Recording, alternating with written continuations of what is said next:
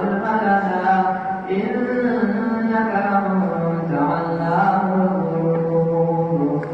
إذ قال الله يا عيسى ابن مريم اذكر نعمتي عليك وعلى والدتك إذ أيدتك بروح القدس تكلم الناس بالمهد وكهلا وإذ علمتك الكتاب والحكمة والتوراة والإنجيل وإذ تخلق من الطين كهيئة الطير بإذني فتنفخ فيها فتكون طيرا بإذني وتبرئ الأكمه والأبرص بإذني وإذ تخرج الموتى بإذني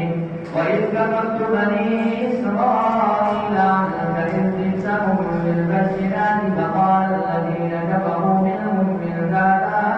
إلا سحر مبين. وإذ أوحيت